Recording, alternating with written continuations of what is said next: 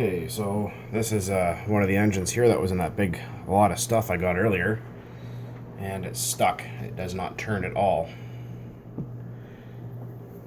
Completely seized.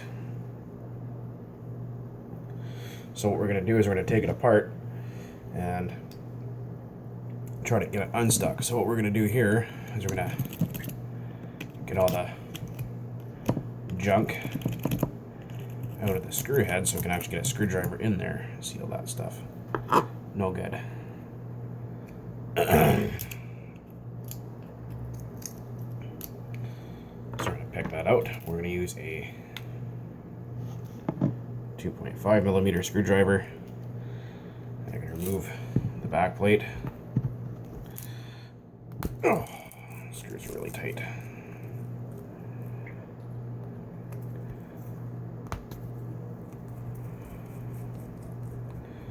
And we're going to see what's we got in there.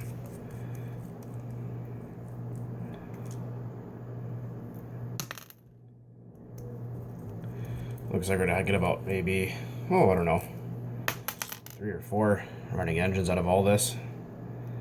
So, should be pretty cool.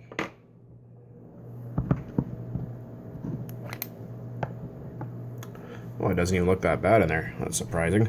I thought it was going to look much worse, but the lighting here is horrible. I don't have a flashlight anyway. Nope, I don't. Wait a second, I'm going to go find one.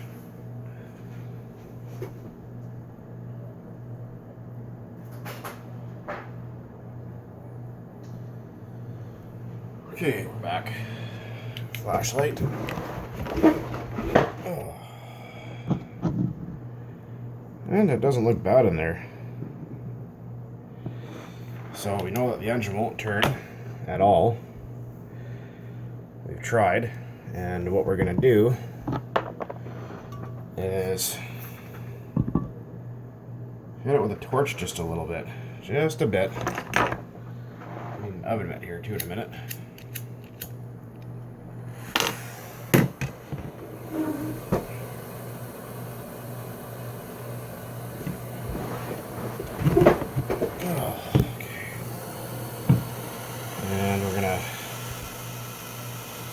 Heat up right kind of in the center where the crankshaft sits in the block. A lot of times the oil will sit there and it'll harden up and get disgusting, so we're just going to heat it up a little bit to see if that will allow it to turn.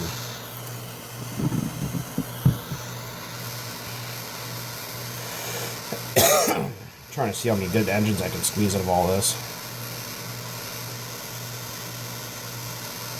Most of them just need bearings and a little bit of cleaning, but that's not a big deal.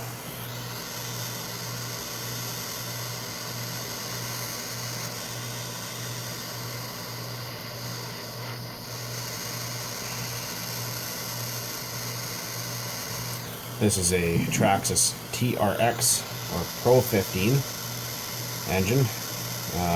In my opinion, one of the best engines Traxxas ever made because they're 2.5s.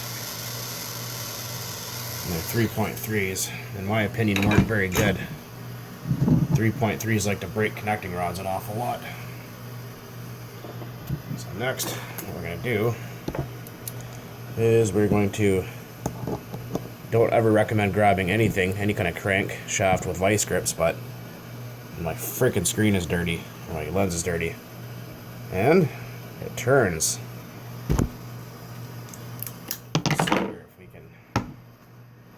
I'm gonna get my camera work a little bit better. You guys can actually freaking see what I'm doing. Where's my camera mount?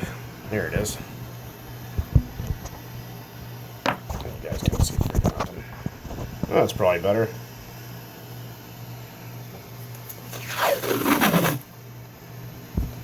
Yes, my camera mount is blue masking tape.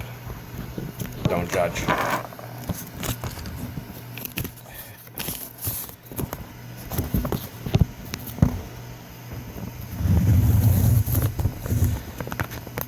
Just work with me here for a minute, and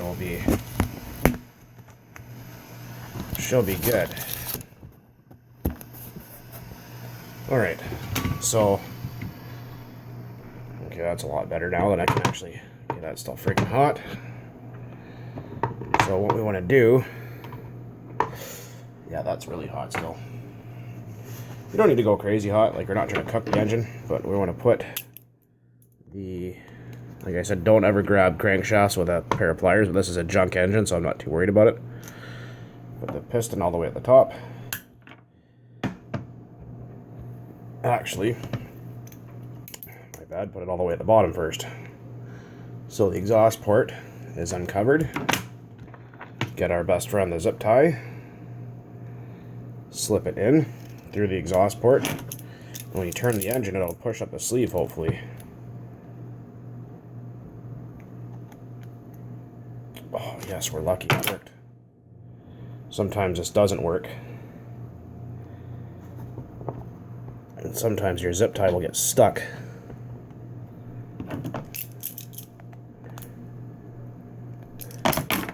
There you go. And then pull out our sleeve. And oh, that crankshaft is so sticky, it won't even turn. Not without. And then we just pop out our piston like that. Huh, piston looks like it's in pretty good shape. We'll clean those up after and have a look. Next we have our engine block with our stuck crank. We're gonna shove on it and push it through and see what do we got to work with.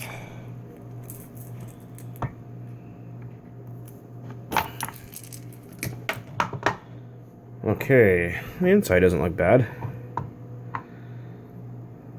You know, it's got a little bit of wear on there, but it's not totally horrible. Definitely still usable. And let's see, that rear bearing feels alright. That front one doesn't look very good. It doesn't even turn. Okay, so there's the block empty, except for the bearings. You guys already watched how I take those out. And we're going to look at the piston here. And grab ourselves a clean paper towel and some 99% rubbing alcohol, because that takes off all the varnish. And we're going to wipe the piston down. Nice and clean. You can see it's been run, obviously, because there's a little bit of kind of carbon buildup on there, but not much. Then we're going to clean off our sleeve. Like that. Just kind of clean it off. You can see all the green from the fuel, whatever was used in there. It probably looks like Blue Thunder Traxxas fuel or something like that. Something that's going to leave some blue or green varnish behind. Yeah, okay, so our sleeve is clean. And we're going to check to see if these have any pinch left. And it doesn't. So if your piston and sleeve do that, that just means that it's extremely worn out. So although they're still in good shape, I might be able to repinch this. I'm not sure yet. But everything else looks pretty good in there, so we're going to hold on to that one and see if we can't save that, because these are freaking expensive where I live. Brand new piston and sleeve and rod kit from Traxxas here is like over $100. You can buy the whole engine brand new for $125. But see if we can get another one. Let's see if we can get this 18 CVR apart, because it's stuck fast too. It doesn't turn at all. Let's see here, have a look inside. See, inside the crankshaft is kind of rusted, but the rest of it doesn't look too bad in there, so we're going to try and take that guy apart too. So we're going to fire our torch back up. If you don't have a torch, you can use a heat gun. A hairdryer will not work because it doesn't get hot enough. And let's see if this will even turn at all. Nope. Doesn't budge. Completely frozen solid. So we're going to heat this guy up and we're going to try it and see if it will come apart. This guy is really, really stuck. Like, incredibly stuck. I'm going to keep... Kind of like if you're heating up to change bearings. Same idea. Heat up kind of the sleeve and kind of the bottom section of the block here where the crank bearing is.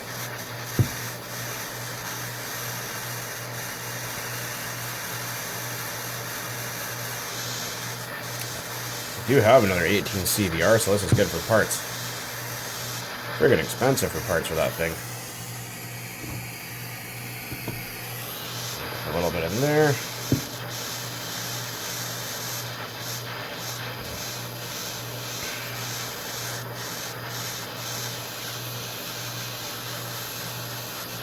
Heat with a stuck engine is your friend, so that's what we're after.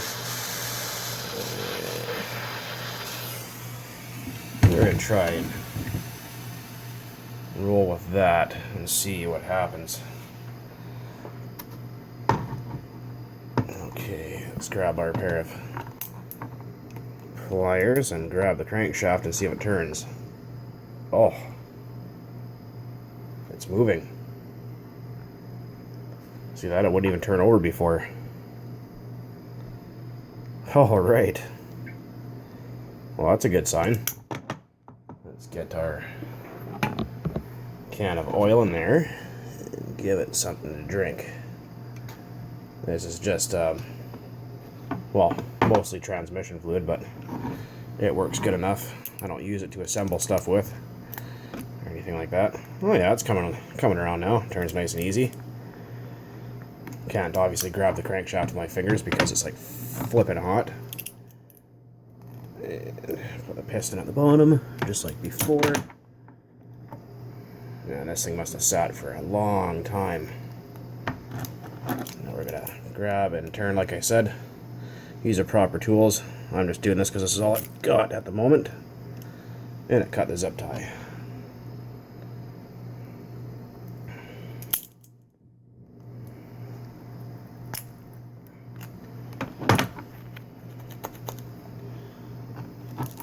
Keep going too far, sometimes you can just end up cutting the zip tie. Okay, let's see if we can... Nope, definitely too hot. So we're trying to work at that sleeve. Might be able to grab onto it with a paper towel and see if we can pull that out. Oh. Damn, that's hot.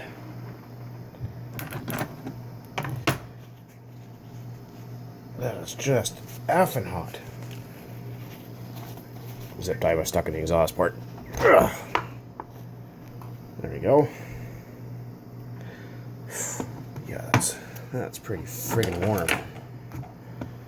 So next we're gonna take our pick. These are really handy. You can buy them super cheap. We're just gonna pull on the back the connecting rod with our pick and push the crank forward and kind of play with it a little bit. And if you're lucky, what happens is the connecting rod gets seized onto the wrist pin and won't allow for enough swing to get the piston off. So if you get in there, sometimes you can just pull it a little bit with a pick and out it comes like that. See if the crank will come out. Oh. Oh, wow, that was stuck in there pretty good.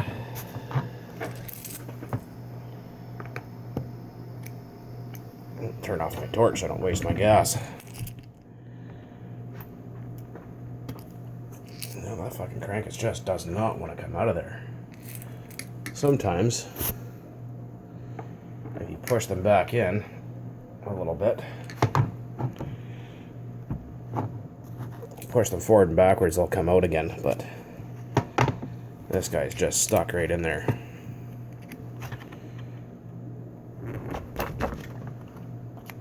That's amazing.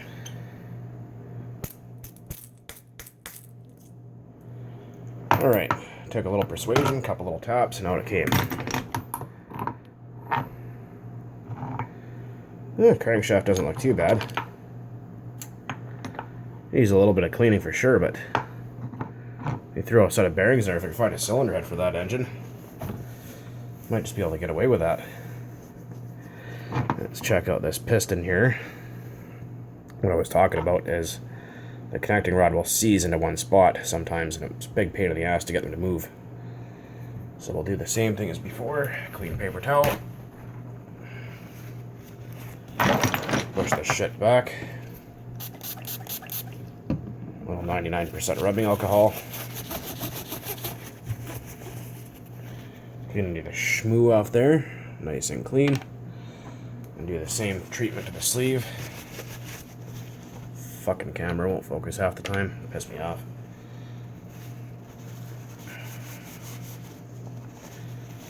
Okay, and we'll clean out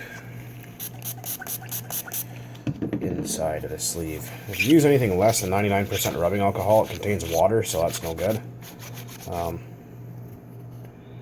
You can use brake parts cleaner too, or certain other stuff. Be careful if you're going to use super clean because it will actually eat your parts. So we're going to check and see.